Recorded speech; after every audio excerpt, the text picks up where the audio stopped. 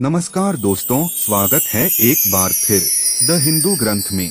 मित्रों, जैसा कि हम सभी जानते हैं कि हर प्राणी को अपने अच्छे और बुरे कर्मों के अनुसार उसका फल भोगना पड़ता है।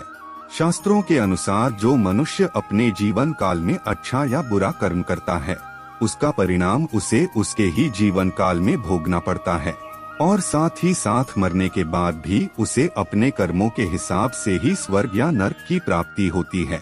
इसके अलावा जो मनुष्य अच्छा कर्म करता है, वह मृत्यु के बाद कुछ समय के लिए स्वर्ग के सुखों को भोगता है और फिर उसके बाद उसे फिर से मनुष्य योनि में जन्म मिलता है। लेकिन अगर वही मनुष्य जीवन भर पाप करता है तो उसे मृत्यु के बाद कुछ समय तक नरक की भयंकर यातनाओं को सहन करनी पड़ती है।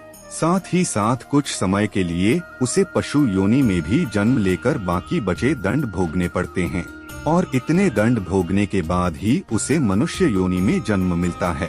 हमने पिछली कुछ वीडियोज में आपको नरक में मिलने वाले दंड और पापी मनुष्यों के पशु योनि में होने वाले जन्म के कारणों को बहुत ही विस्तार से बताया है।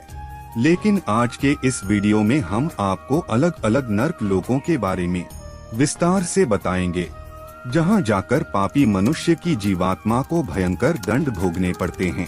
गरुड़ पुराण के प्रेत कल्प के अनुसार 7 मुख्य नरक बताए गए हैं, जिनमें से पहला है रौरव नरक। इसका विस्तार लगभग 2000 योजन है, जो भयंकर अंगारों से भरा हुआ है। इसमें उन पापी आत्माओं को लाया जाता है जिसने अपने पूरे जीवन काल में झूठ बोला हो और जरूरत पड़ने पर झूठी गवाही दी हो।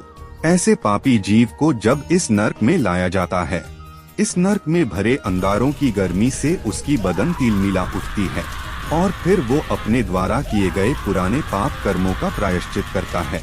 रौरव नरक के बाद जो दूसरा नरक आता है, वह है महारौरव नरक। यह नरक लगभग 5000 योजन में फैला हुआ है। वहाँ की भूमि ताम्र के समान चमकदार है, जिसके नीचे हमेशा अग्नि जलती रहती है। इस नरक में यमदूत पापी जीवों को लाकर उनका हाथ पैर बांधकर इस नरक में गिरा देते हैं, जहां पर बहुत से भयंकर जीव जंतु, जिनमें से भेड़िया, बिच्छू आदि, उस पापी जीव को खाने के लिए दौड़ पड़ते हैं, जिनसे डरकर जीव बहुत चिल्लाता है और तड़पता है। काफी समय बीत जाने के बाद ही उस जीव की मुक्ति इस भयंकर नरक से होती है। आग जैसी भयंकर तपते हुए 2 नरकों के बाद जो नरक आता है, उसका वातावरण बहुत ही ज्यादा ठंडा होता है और इसी वजह से उस तीसरे नरक का नाम अति शीत नरक है। इसका विस्तार भी लगभग 5000 योजन का है। इस नरक में पापी जीव को बहुत भयंकर ठंड लगती है। इस नरक में चलने वाली बर्फीली हवाओं से उस जीव को बहुत कष्ट होता है। उसे भूख लगती है, जिसकी वजह से उसे मजबूरन रक्त और हड्डियों का सेवन करना पड़ जाता है। गरुड़ पुराण में चौथे नरक को निकंटन नरक के नाम से बताया गया है। इस नरक की खासियत यह है कि इस नरक में बहुत ही बड़े बड़े तेज धार वाले चक्र लगे हैं, जो हमेशा घूमते रहते हैं। इन्हीं चक्र के ऊपर पापी जीव को खड़ा कर दिया जाता है और उसके शरीर को छेदा जाता है।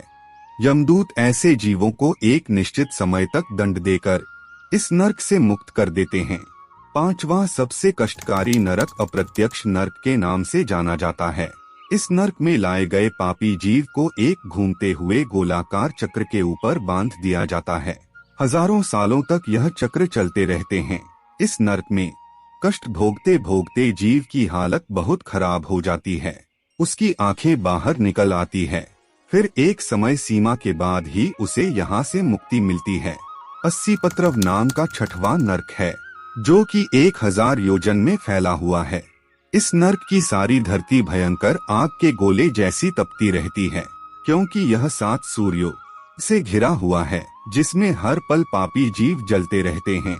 इस नरक के बीचों बीच लगभग 1/4 भाग में शीत स्निग्ध पत्र नाम का एक वन है, जिसमें बहुत से मांसाहारी और खूंखार कुत्ते घूमते रहते हैं, जो कि उन पापी जीवों के ऊपर आक्रमण करके उन्हें और कष्ट देते हैं। 80 पत्रव नरक के बाद 7वां जो सबसे भयंकर नरक गरुड़ पुराण में बताया गया है, वह है तप्त कुंभ। ये नरक चारों ओर से आग के तपते घड़ों से घिरा हुआ है, जिनमें खौलते हुए तेल और लोहे के टुकड़े पड़े होते हैं।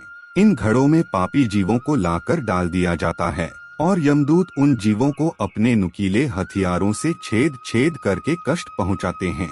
गरुड़ पुराण में 7 मुख्य नरकों के अलावा कुछ और नरक भी बताए गए हैं, जहां पापी जीव को उनके पाप कर्मों के अनुसार लाया जाता है। रोध नाम के नरक में उन जीवों को लाया जाता है जिन्होंने अपने जीवन काल में गोहत्या या भ्रूण हत्या जैसे दुष्कर्म किया है। सूकर नाम का नरक उनके लिए है जिन्होंने ब्राह्मण हत्या और सोने की चोरी जैसे अपराध किया हो। क्षत्रिय और वैश्य की हत्या करने वाले हत्यारे को टाल नाम के नरक में दंड मिलता है। तप्तलौ नाम के नरक में मुद्रा का व्यापार करने वाले और स्वामी भक्त सेवक का परित्याग करने वाले जीव को लाया जाता है। जिस प्राणी ने अपनी कन्या या अपनी पुत्रवधू के साथ समागम करने की कोशिश की, उसके मरने के बाद उसकी जीव को महाज्वाला नाम के नरक में लाया जाता है। शबल नाम का नरक उन लोगों के लिए है जिन्होंने अपने जीवन काल में गुरु का अपमान किया हो या किसी दूसरी स्त्री के साथ संबंध बनाए हो, जिसने हमेशा ही किसी दूसरे का बुरा चाहा हो। वो मरने के बाद कृमि भक्ष्य नरक में जाकर दंड भोगता है। जिसने जीवन भर पराये धन और संपत्ति को लूटा है, उसे वृषजन नाम के नरक में सजा मिलती है। धोखे से विष खिलाने वाले को विधूज नाम के नरक में दंड मिलता है। गरुड़ पुराण के अनुसार इन नरक लोकों के अलावा और सैकड़ों ऐसे नरक लोक हैं जहां पापी जीव हर दिन आकर अपना पाप भोगते हैं। ऐसे लोकों में एक दिन को 100 सालों के बराबर माना गया है। जैसा कि बताया गया है कि नरकों में दंड भोगने के बाद पापी जीव को पशु योनि में जन्म मिलता है, जिसे प्रेत योनि में जन्म लेना भी कहा जाता है।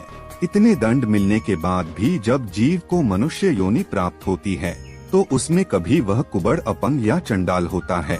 नरक लोकों के विषय में विस्तार से बताने के बाद भगवान विष्णु पक्षीराज गरुड़ से कहते हैं कि मृत्युलोक में जिसका जन्म होना है उसका मरना भी निश्चित है। इसीलिए मनुष्य को चाहिए कि अपने जीवन काल में अपनी दैनिक दिनचर्या को इस हिसाब से संतुलित करें ताकि वह पाप कर्मों से बच सकें, जिससे उसे अगले जन्म में किसी भी तरह के भयंकर कष्ट न भोगना पड़े। आज के वीडियो आपको कैसी लगी कमेंट में जरूर बताइएगा। ऐसी और रोचक तथ्यों को जानने के लिए इस चैनल को सब्सक्राइब और वीडियो को लाइक जरूर करें। धन्यवाद।